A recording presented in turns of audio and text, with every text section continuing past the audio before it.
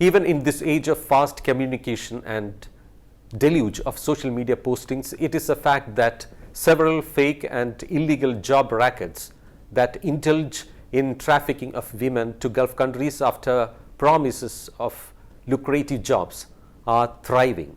Recently, the operations of a major human trafficking mafia with terror links came to light with the escape of a Fort Kochi woman from its hold. The gullible woman who was deceived by a job racketeer in the name of a job in the Middle East managed to return to Kerala from Kuwait. She then filed a complaint with the Ernakulam South Police station. Of late, the National Investigation Agency has also intervened in the case. Meanwhile, two other Keralite women who also managed to escape are yet to approach the police. We bring to you the story of that woman who went through the ordeal and had a providential escape. As she says, we also feel that no one else should experience what she went through for a few weeks. It all began when she saw a roadside advertisement board on the recruitment agency and reached their office at Chalikyavattam at Vennala in Ernakulam. The lady staff at this office elaborated on the work. She promised the job of a babysitter in Kuwait. She was told to reach their office at Revipuram in another part of Ernakulam after a week. The staff there showed her the photos of many women on WhatsApp. She said these women recruited by their office are doing well after being placed. She was told to pay only for the RT-PCR test and the medical checkup. The staff said that the visa expenses and flight ticket fare will be borne by the agency.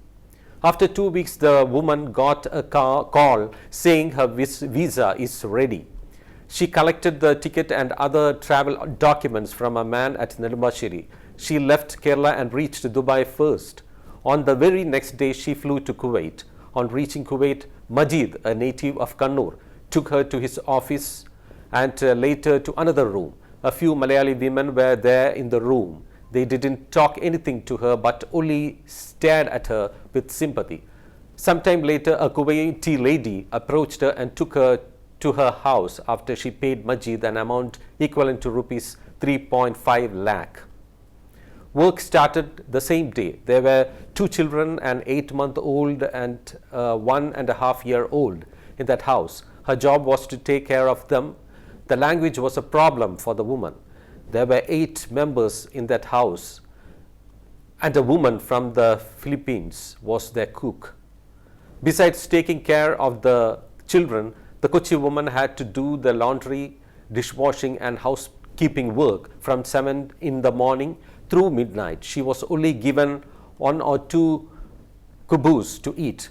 On realizing that she was not brought to do just babysitting, she called and informed her husband back home. She had also talked to Majid, the agent then. Majid called the people in that house and talked, but nothing changed in her life even after that. When she called up Majid again, he got angry. He called up and told the people in that house to confiscate her phone. They reportedly slapped her with chappal for having told Majid to change her place of work. After coming to know about this, her husband went and met Ajumon, their agent in Kerala. Ajumon demanded rupees 3.5 lakh to bring her back home, or else she would be taken to the place as decided by Majid.